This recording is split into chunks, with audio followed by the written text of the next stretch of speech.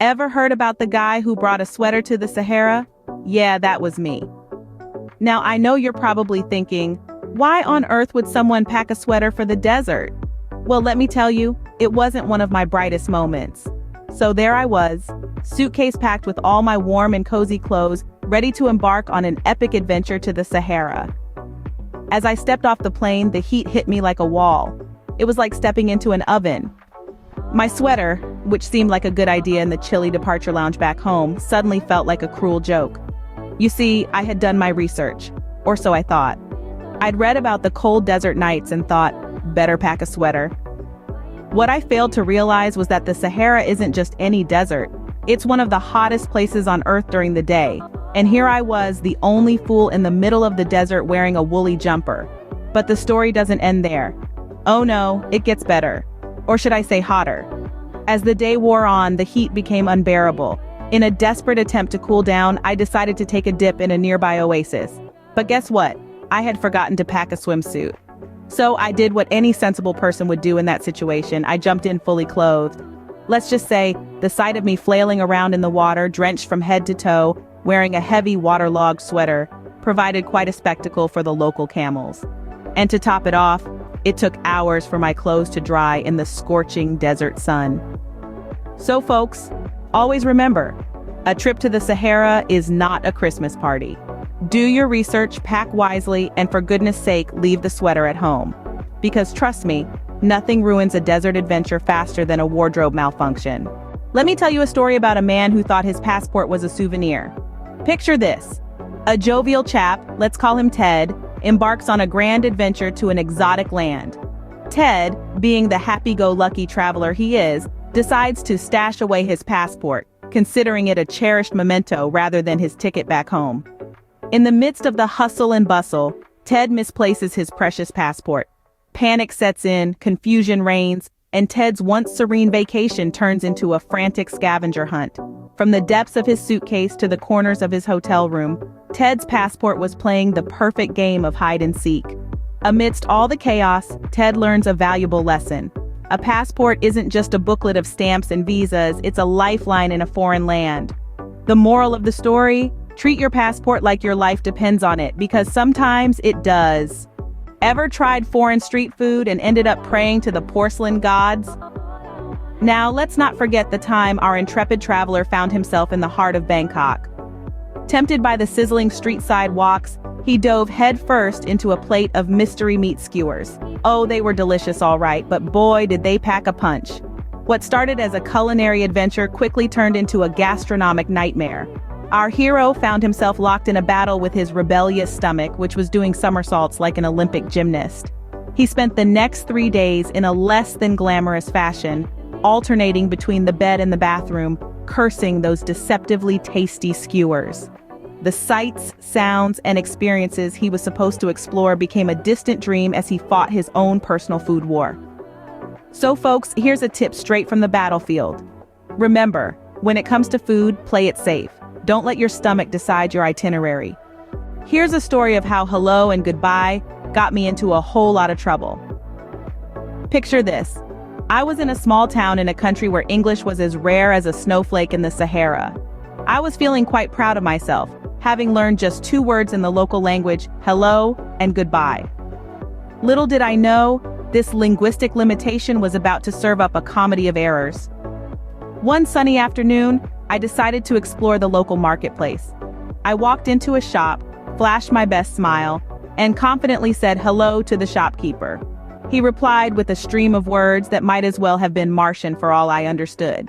I just nodded, smiling like a Cheshire cat, and pointed to a beautiful scarf. And then it happened. I said goodbye, thinking it was the local way to say, I'd like to buy this. The shopkeeper's face turned as red as a ripe tomato. He started shouting, and I just stood there like a deer caught in the headlights.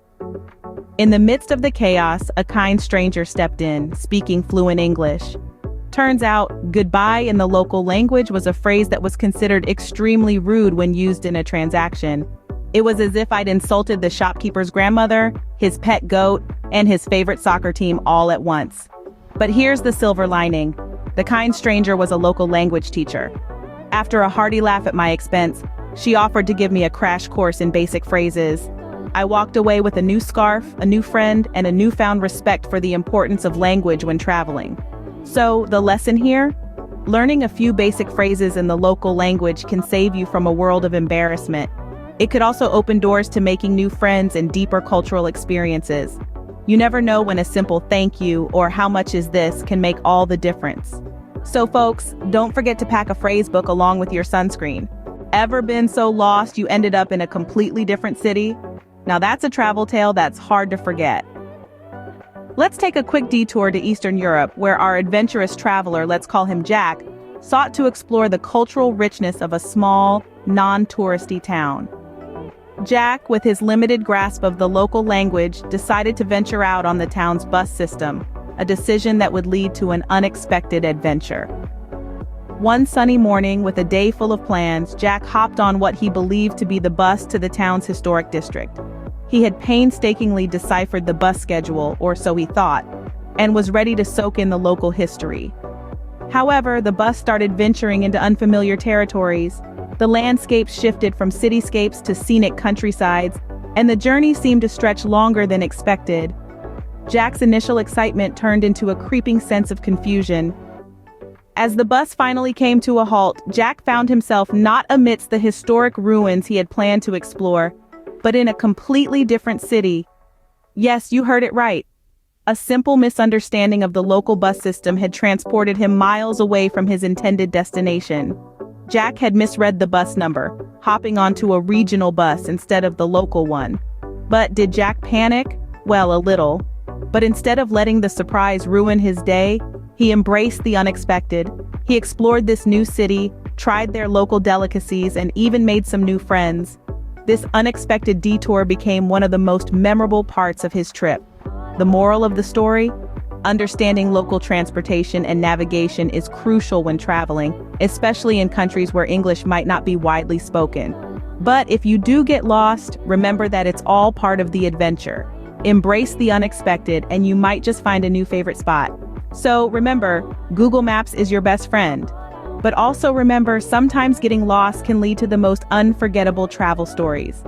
Did I ever tell you about the time I brought home a pet scorpion from my trip? Ah, yes, the infamous Unwanted Souvenir incident. It's quite the tale, let me tell you. Now, we all love a good souvenir, don't we? Something to remember our journeys by, a little piece of the world to bring back home. But it's essential, absolutely crucial, to know what you can and cannot take back from a country. Each place has its unique laws and customs, and it's our responsibility as travelers to respect them. So picture this. I had been on an exhilarating trip to a far-flung desert land, brimming with exotic wildlife and fascinating culture. On my last day, I found this enchanting little creature, a scorpion no bigger than my thumb. It was mesmerizing, and I thought, what a unique keepsake this would be. But oh boy, was I in for a surprise. Fast forward to my return home.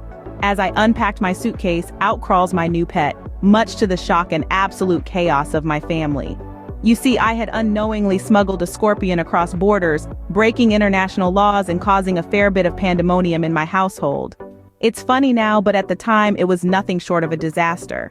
I mean, who expects to find a scorpion lurking in their luggage? It took the local animal control and a hefty fine to resolve the situation. So what's the moral of this story? Always, and I mean always, check what you're allowed to bring back from your travels. Even if it seems harmless, even if it's just a tiny, fascinating creature you found in the desert. You see, every place has its own rules, and as visitors, we need to respect them. Not doing so can lead to some very unwelcome surprises. And let's be honest, a surprise pet scorpion is probably not the kind of travel memory you're looking to make. So folks, always check what you're allowed to bring back from your travels, unless you want a surprise pet scorpion.